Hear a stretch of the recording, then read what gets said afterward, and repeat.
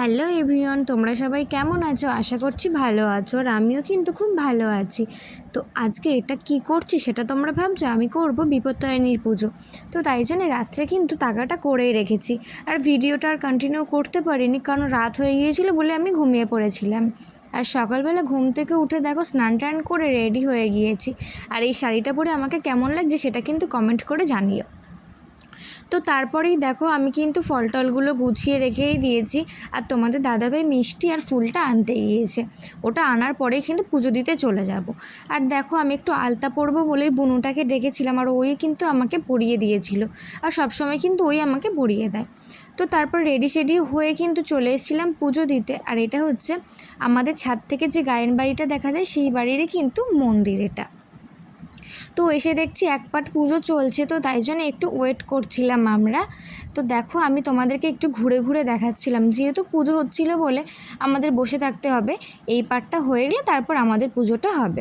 পুজোটা কিন্তু সেই 6টার থেকে শুরু হয়েছে, আর সারা দিন কিন্তু আজকে পুজোটা হবে। তো মন্দিরটা কত সুন্দর, চলো আমি তোমাদেরকে একটু ঘুরিয়ে দেখাই। এই দেখো এখানে এই মন্দিরটা কিন্তু পুরোটাই ওখান থেকে এই অবধি আছে। এই জায়গাগুলো কিন্তু খুবই সুন্দর। অতটা দেখো বসার জায়গা আছে, এই দিকটা ওদিকটা সব বসার জায়গা আছে, সবাই বসতে পারবে। আর এই ঘরের ভেতরটায় কিন্তু ফল কাটাকুটি সব হয়, আর ওখানটায় পুজো হয়। আর এই যে সোজা রাস্তা, এখান দিয়ে কিন্তু মন্দিরে আসা যায়, আবার ওই সাইডে একটা রাস্তা আছে। আর এটা হচ্ছে পুরোটাই রাজবাড়ি।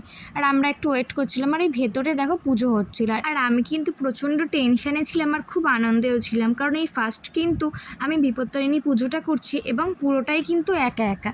আমি কিন্তু আমার মাকে ফোন করে জেনে নিয়েছিলাম কিভাবে কি করতে হয়, আর সেইভাবেই কিন্তু পুজোটা করছিলাম। তো যথারীতি পুজোটা কিন্তু হয়েই গেছে, আর আমি কিন্তু বাড়িতে চলে এসেছি। আর আমি কিন্তু খুব আনন্দে ছিলাম, কারণ আমি পুজোটা কিন্তু পুরোভাবে ভালোভাবে কমপ্লিট করেছি। তো তারপর বাড়ি এসে কিন্তু ড্রেস চেঞ্জ করে নিচ্ছিলাম, আর নিয়েই রান্না করতে বসে গিয়েছি। আর রান্নাটা কিন্তু আমার ঘরেই করতে হচ্ছে, কারণ তোমরা কিন্তু যারা আমার ব্লগ দেখো তারা কিন্তু জানো যে আমাদের কিন্তু একটা দোকান আছে।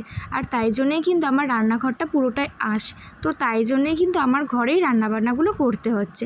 আর তোমাদের দাদাভাই কিন্তু আমাকে অনেকটা হেল্প করেছিল রান্নাবান্না করার জন্যে। তো এই জন্যেই আমি কিন্তু ইন্ডাকশানেই রান্নাটা করছি, যেহেতু আমার ঘরে করব, গ্যাসটা নিয়ে আসা কিন্তু অসম্ভব হয়ে যাচ্ছে, যার জন্যই ইন্ডাকশানে রান্নাটা করছিলাম। আর আমি কিন্তু আজকে রান্না করেছি সুজি, লুচি আর আলু চচ্চড়ি। আর তোমাদের দাদাভাই কিন্তু আমাকে বারবার বলছিল 13টা লুচি কিন্তু খেতেই হবে। তো তাই জন্য আমি কিন্তু খুব ভয়ে ছিলাম যে 13টা লুচি আদৌ খেতে পারবো তো। কিন্তু ছোট ছোট করে লুচি করব, ওটা কিন্তু খুব দেখতে ভালো লাগে। আমি কিন্তু বিয়ের আগেও অনেকবার বিপত্তারিণী পুজো করেছি, মানে নিজে নিজে করিনি, কেউ করতো তার সঙ্গে গিয়েছি, ঘুরেছি, এটাই জাস্ট করেছি। আর ছোটোবেলায় কিন্তু তোমরা সবাই এরকম মায়ের সঙ্গে করো, সেটা কিন্তু আর পুজো মানে খাওয়া যে অনেক কিছু থাকে সেই সবের জন্যেই কিন্তু আমরা পুজো করব বলতাম। তো এটা কিন্তু আমার মনে হয় প্রত্যেকটা ছেলে মেয়ে সবাই কিন্তু তার মায়ের সঙ্গে ছোটোবেলায় করতো। আর একা একাই দেখো আমি কিন্তু পুজোটা কিভাবে করে নিলাম। তো তারপরে এই রান্নাবান্নাগুলো করে নেব। আর রান্নাবান্না করে নেওয়ার পরে কিন্তু খাওয়া দাওয়া করে একটু রেস্ট নিয়ে আবার আমরা কিন্তু বেরোবো আমার মায়ের বাড়ি, কারণ মায়ের জন্যও তাগা করেছিলাম, তো ওদেরকেও একটু দিয়ে আসবো। আর তোমরা জানো আজ কিন্তু লুচিগুলো বা আলু চচ্চড়ি যাই করি না কেন নুন ছাড়াই কিন্তু আমাকে করতে হবে। আর এদিকে দেখো তোমাদের দাদাভাই ময়দা মেখে লুচি কিন্তু বেলে দিচ্ছিল, আর আমি এদিকে লুচিগুলো ভাজছিলাম। কত সুন্দর লাগছিল না লুচিগুলো, ছোট্ট ছোট্ট। আর আমি কিন্তু লাস্ট পর্যন্ত এই লুচিগুলো খেতে প্রচণ্ড কষ্ট হয়েছে, তোমরা ভিডিওটা দেখতে থাকো, দেখলেই বুঝতে পারবে।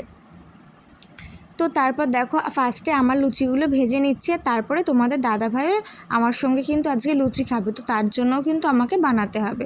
তারপর বানিয়ে দেখো দুপুরে খাওয়া দাওয়াটা করে নিচ্ছি।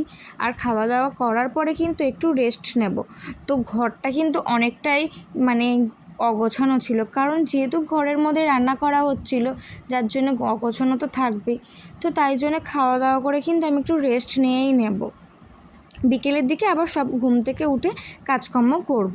তো দেখো কথা বলতে বলতে রেস্ট নেওয়াও হয়ে গেছে। আর ঘুম থেকে উঠে কিন্তু আমি একটু আয়নার দিকে দেখে নিচ্ছিলাম, আর তারপরেই কিন্তু কাজগুলো গুছিয়ে নেব। আর আমাদের বিয়েতে একটা ডিনার সেট পাওয়ানো হয়েছিল, তো সেইটাই কিন্তু তোমাদের দাদাভাই আজকে ভেঙেছিল। তো তারপর তোমাদেরকে বললাম না মায়ের জন্যে প্রসাদ দিতে যাব, তো সেটাই কিন্তু আমি গিয়েছিলাম।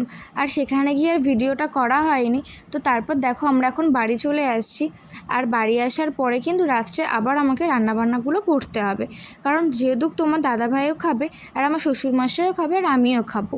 তো তাই জন্য বাড়ি এসে কিন্তু রান্নাবান্না করে নিয়েছে। সেম কিন্তু দুপুরের মতনই তোমাদের দাদাভাই কিন্তু রাত্রেও আমাকে অনেকটাই হেল্প করে দিয়েছিল, যার জন্য কষ্টটা কিন্তু আমার অনেকটাই কম হয়েছে।